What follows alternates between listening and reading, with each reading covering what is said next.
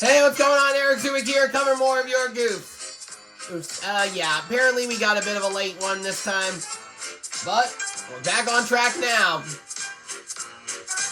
Not only is it a bad day for me, but it's also a bad day for Harold. So let's head on down to Sodor, where there's going to be a bit of male controversy at the wrong time of day, too.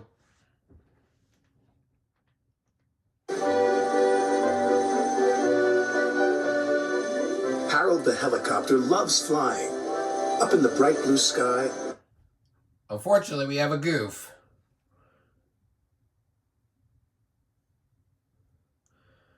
Oof. Apparently, when James passed by, I think there was a...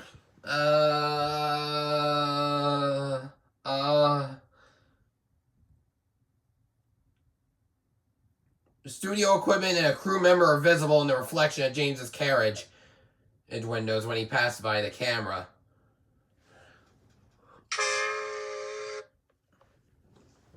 Over the island of Sodor, he looks out for anyone in distress.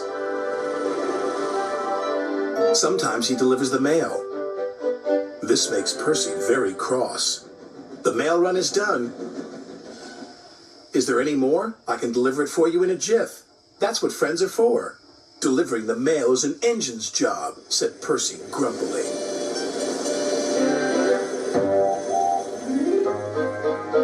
Percy has many jobs, but carrying the mail is his favorite. Now there's 3 mail vans in this scene. It makes him feel really useful. Or so he thinks. Anyway, there's 2 mail vans now. And apparently in the French dub of the mail train is actually the truck reserved to the mail.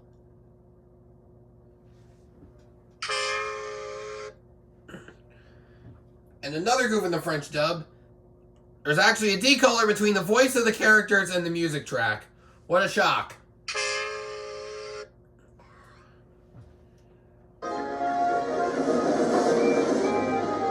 The next morning, Percy was happily pulling the mail train.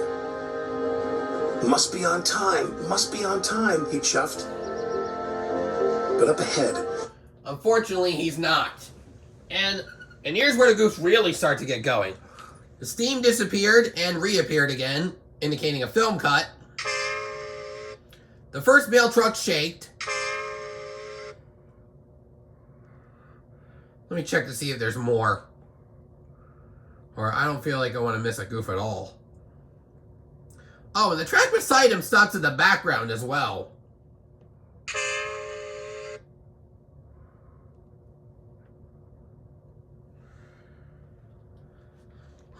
There was trouble with the signal box. It was broken. The signal engineers did not know how long it would take to fix. Percy had to stop. It's not safe for engines to run without signals. But Percy was very upset. I'm going to be late, he cried. And it's not even my fault. Sir Topham Hatt was in his office enjoying his toast. You know what? I would barge through if I was him. And marmalade when he heard the news. Percy is stuck at a broken signal. Then Harold must take the mail. Poor Percy was still waiting and still upset. The last time he was held up, the mail was given to Harold. It made me feel like a really useless engine, he sighed.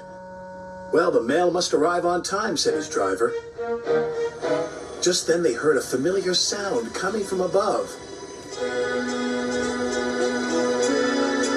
Hello, said Harold. Sir Topham Hatt says you need my help. That's what friends are for. Oh no, cried Percy. But Sir Topham Hatt had made up his mind. There was nothing Percy could do. Percy's driver helped load the mail bags into Harold's cargo net. Maybe we should take the mail bags a few at a time, said Harold's pilot. They're very heavy. I'd have to make too many trips. Then I'd be as slow as Percy.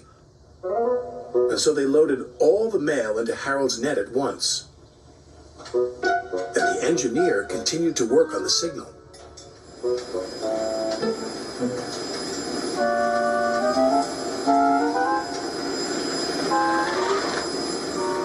Just as they finished loading, A signal engineer cried out. "It's fixed," he said. "Wait, Harold," shouted Percy. "I'm ready to go." But it was too late. Harold had already taken off. Percy watched the mail disappear. He was upset. But then they all heard a strange sound. Oh wow, it's just Harold's smile upside down. That's what the sound's coming from. Seriously?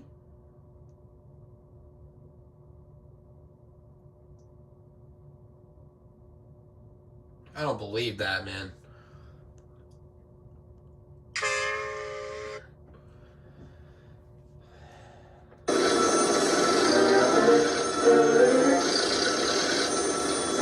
"Watch out for those trees, Harold," cried his pilot.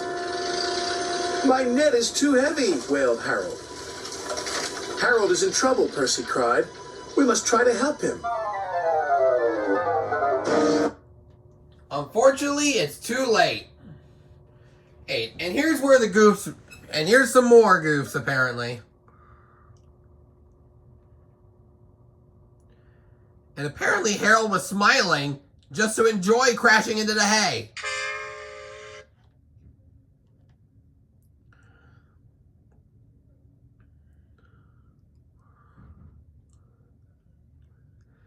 Oh, and his rotor blades have actually disappeared. But I don't remember that in the story, though. Like, I don't understand that.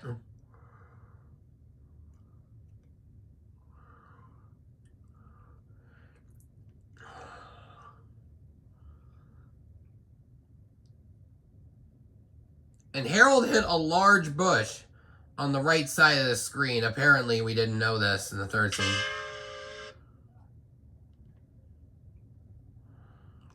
I'll go back for it just as we finish the story. Or just FYI.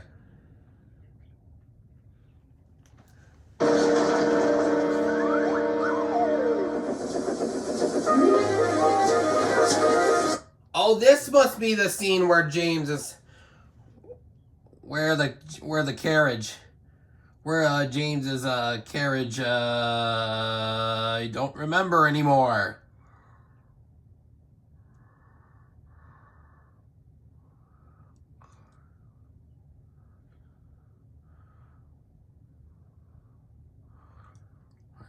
The reflection of James's carriage windows, where a crew member was visible in the reflection of the carriage. I get it now. Oh, that makes sense. That's a goof. I don't know why I marked that earlier.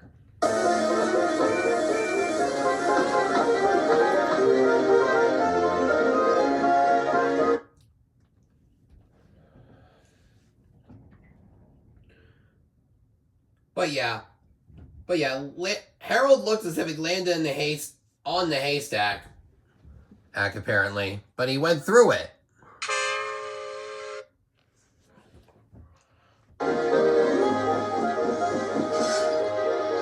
"Are you all right?" called Percy. "Just get someone to pull me out of this haystack," sputtered Harold, and Percy did, as fast as he could.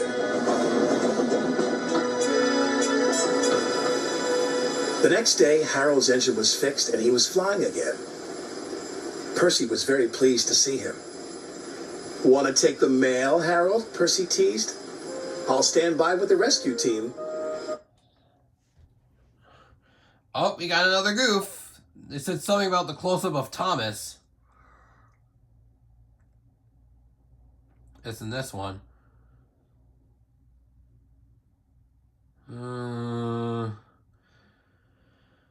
In the close-up of Thomas, the camera's shadow can be seen on James. Okay, yeah, that I understand that. All the engines tooted, and Harold hovered so low that only Percy could hear. "Thanks for getting help to pull me out of that haystack, my friend," he said. "That's all right," said Percy. "That's what friends are for." Alright, let me go back to when Harold hits a bush. He looks out for anyone in distress. Oh, yeah, he just grazed the W right there. Anyway, that's the end of the story. If I miss any goofs, leave a comment down below. Don't forget to like if you enjoyed. Don't forget to subscribe if you haven't done so already, and turn on all post notifications so you won't miss a single upload. This has been Eric Zwick signing off for now. Catch you guys at the next station. All aboard!